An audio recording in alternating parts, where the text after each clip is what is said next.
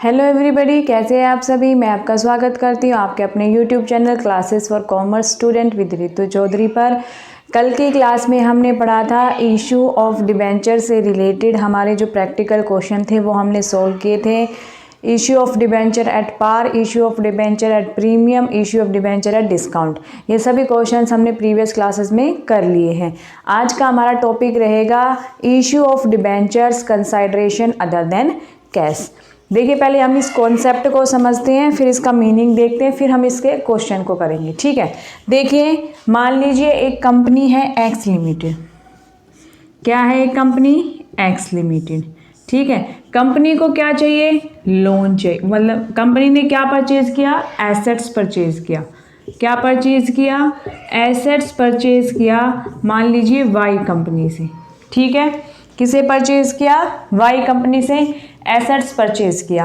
अब कंपनी जो एक्स है वो क्या कर सकती है? या तो इसको कैश में पेमेंट कर देगी, या फिर चेक द्वारा बैंक से पेमेंट कर देगी, या फिर बिल्स पेबेबल, इसके रिगार्डिंग बीपी इशू करके बिल्स पेबेबल से इसकी पेमेंट कर सकती है।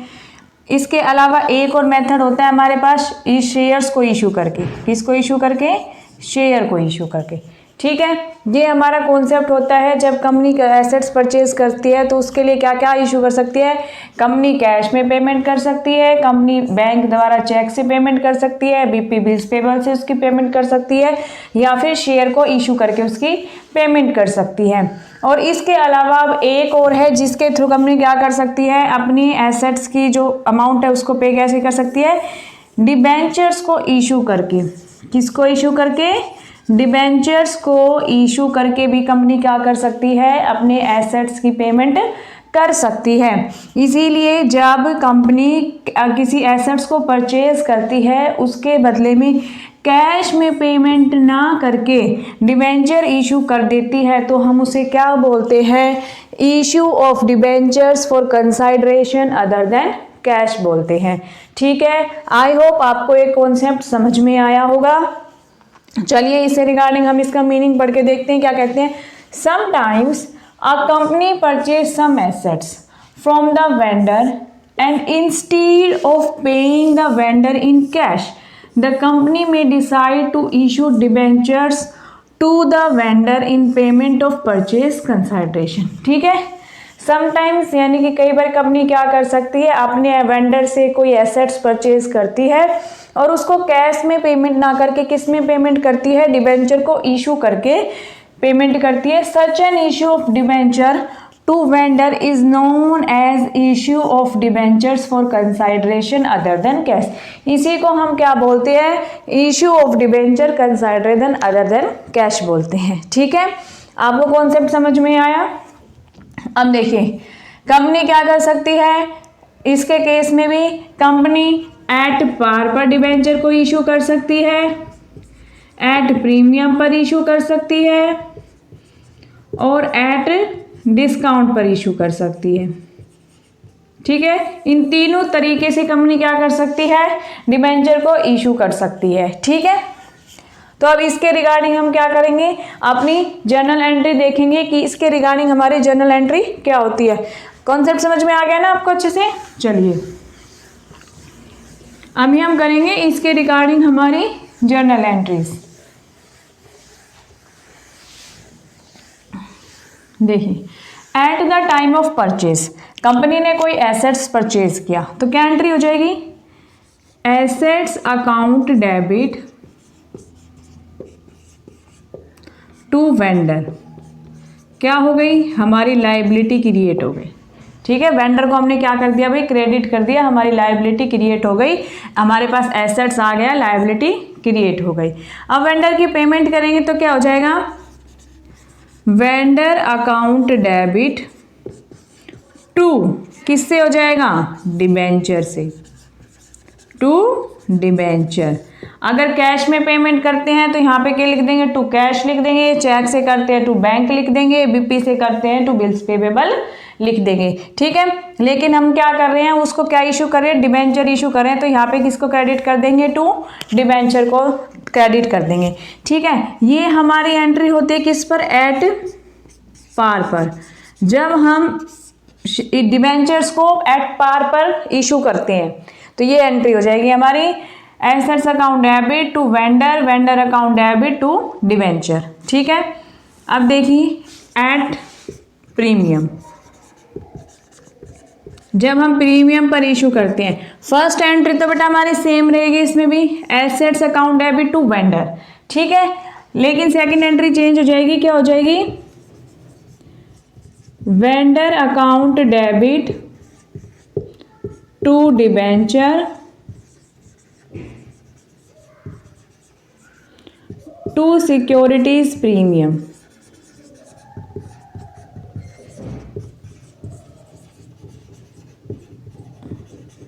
ये हमारी सेकंड एंट्री हो जाएगी। ठीक है, इसके अंदर बेटा हमें एक चीज और करनी पड़ती है, ध्यान रखना, नोट में लिख लीजिए, हमें नंबर ऑफ शेयर्स फाइंड करने पड़ेंगे। क्या करने पड़ेंगे, नंबर ऑफ शेयर्स फाइंड करने पड़ते हैं, नंबर ऑफ शेयर फाइंड करने पड़ते हैं। कैसे फाइंड करेंगे, मान लीजिए वेंडर की लायबिलिटी अराइज हुई हमें 2 लाख। ठीक है, कितनी अराइज हुई, 2 लाख हुई। डिबेंचर हमारा 100 रुपए का है। ठीक है, और मान लीजिए 100 रुपए ही प्रीमियम है, मान लीजिए, तो कितने का शेयर हो गया, 200 का शेयर हो गया।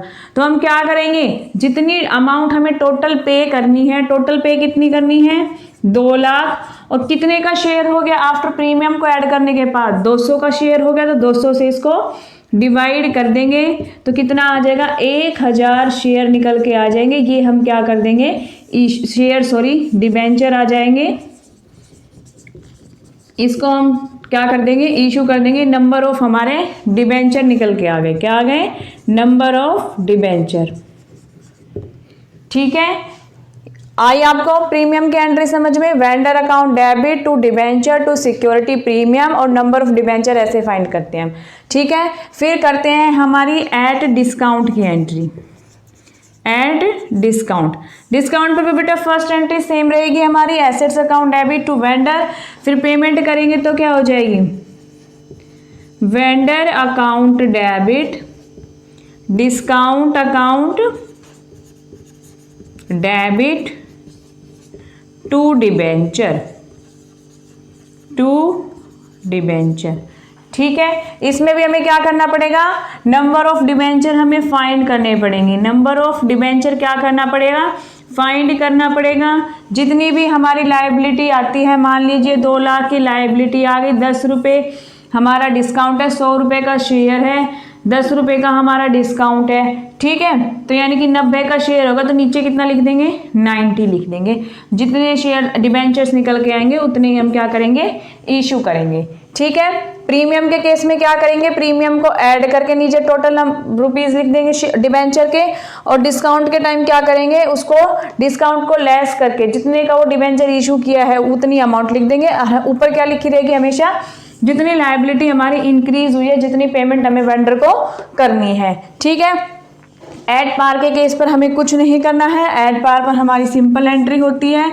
हमें नंबर ऑफ शेयर्स किस में फाइंड करने पड़ते हैं, एट प्रीमियम पर और एट डिस्काउंट पर। ठीक है, आई होप आपको ये एंट्री समझ में आई होंगी। आप नोट करना चाहते हो तो नोट कर सकते हैं।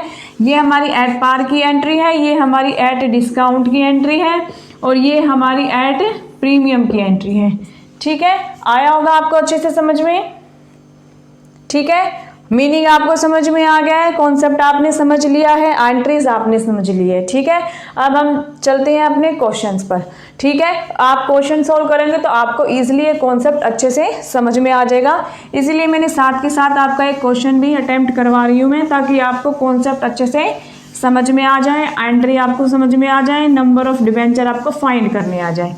ठीक है, तीनों केसेस से रिलेटेड मैं क्वेश्चन करवाऊंगी आपका, at premium, at par, at discount पर। ठीक है, चलिए क्वेश्चन पढ़ते हैं हमारा। A company purchased assets of book value of rupees 99,000। 99,000 की कंपनी ने कोई एसेट्स खरीदा है from another company, for another company. Company का नाम नहीं लिखा, बस ये लिखा है किसी दूसरी कंपनी से क्या परचेज किया है, एक एसेट्स परचेज किया है 99,000 का। It was agreed that the purchase consideration be paid by issuing of 11% debentures.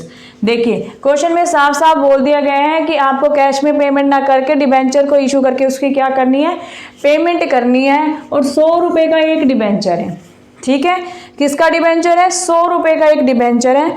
Assume that the debentures have been issued at par पर डिबेंचर को इशू किया है, at discount of 10%, at premium of 10%, give necessary journal entries in the books of purchasing company. ठीक है, चलिए पहले हमें करनी पड़ेगी एट पार की, तो हम फर्स्ट केस करते हैं हमारा एट पार। एंट्री क्या हो जाएगी? पहले हमने एसेट्स परचेज किया है तो क्या हो जाएगी? Assets account debit to vendor. देखिए कंपनी का नाम नहीं है, कंपनी का नाम लिख दो तो कंपनी का नाम लिख देते, वेंडर का नाम होता तो वेंडर का नाम लिख देते। यहाँ पे सिंपली हम क्या लिखेंगे? To vendor. कितने का एसेट्स परचेज किया है? 99,000, 99,000 का हमने क्या किया है? एसेट्स को परचेज किया है।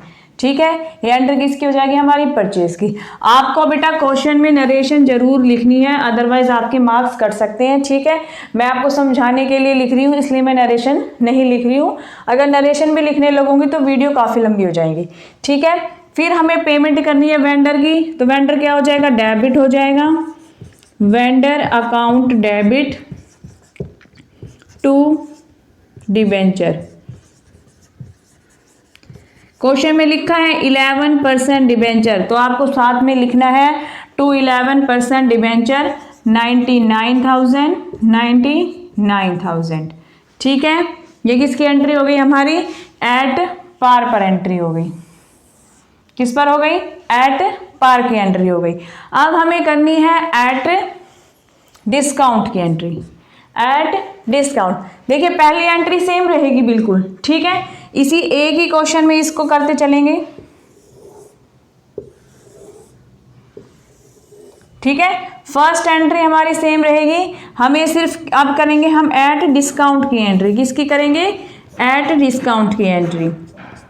फर्स्ट एंट्री सेम रहेगी, assets account debit to vendor. अलग से बार बार करने की जरूरत नहीं है, आपको एक बार में ये कर दी। जब क्वेश्चन एक बार में दे रखा है तो एक बार ये एंट्री करेंगे, फिर हम डायरेक्ट करेंगे वेंडर की पेमेंट की। डिस्काउंट पर कैसे पेमेंट करेंगे? देखिए vendor account debit discount account debit to 11% debenture. अब देखिए वेंडर को तो हमने बेटा 99,000 ही पे करना है। ठीक है, तो वेंडर में तो 99,000 ही आ जाएंगे। अब डिस्काउंट में क्या लिखें? ये तो बोल दिया 10% डिस्काउंट है, कितने शेयर्स पर है ये तो नहीं पता ना, तो हमें क्या करना पड़ेगा? हमें नंबर ऑफ डिबेंचर्स फाइंड करने पड़ेंगे। सॉरी बेटा, मुंह से बार बार शेयर निकल जाता है, शेयर की ऐसी हैबिट हो गई ना, शेयर का चैप्टर कराया था इससे पहले, शेयर ही माइंड में घूमता रहता है। ठीक है, तो यहाँ पे क्या लिखेंगे? 11% डिबेंचर, और हमें फाइंड करने हैं अब नंबर ऑफ डिबेंचर्स। देखिए 10% डिस्काउंट है, 100 रुपीज़ का एक डिबेंचर है जिस पर 10% डिस्काउंट है, यानी कि 10 रुपये का डिस्काउंट है। तो कितने का दिया? 90 का दिया। कितने का दिया? 90 का दिया। ठीक है, अब हमें फाइंड करने हैं क्या? Number of debenture issued. ऊपर लिखेंगे, मैंने बताया था जितनी भी वेंडर की लायबिलिटी क्रिएट होती है ऊपर हमें वही लिखना है। तो 99,000 अपॉन लिखेंगे number of rupees. Share debenture का कितने रुपए का एक डिबेंचर हमने इशू किया है? 90 रुपये का इशू किया है, तो 90 से इसको क्या कर देंगे? डिवाइड कर देंगे। 10 से 10 कैंसिल, 9 1 जा 9, 9 1 जा 8, यानी कि 1100 क्या किए हैं? उसको डिबेंचर इशू किए हैं। ठीक है, तो 1100 लिखेंगे यहाँ पे। 1100 डिबेंचर्स है, 100 का ईच है, तो कितने आ जाएंगे? 1,10,000 पेमेंट आ जाएगी। ठीक है, और बेटा यहाँ पे 1100 शेयर इशू किए हैं, 10 रुपये का डिस्काउंट है, तो 11,000 कहाँ पर आ जाएगी हमारी? यहाँ पर आ जाएंगे। किस पर? डिस्काउंट पर। वेंडर को कितना मिला? 99,000 मिला है। डिस्काउंट हमने कितना दे दिया? 11,000 का डिस्काउंट दे दिया।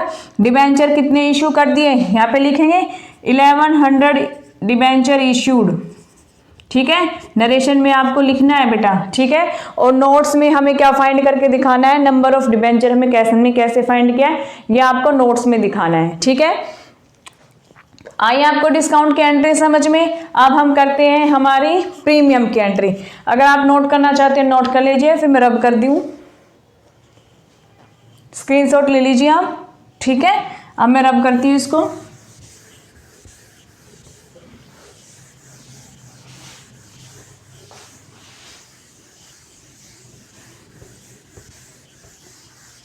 चलिए, फर्स्ट एंट्री बेटा सेम रहेगी। अब हमें पेमेंट करनी है किस पर, एट प्रीमियम पर।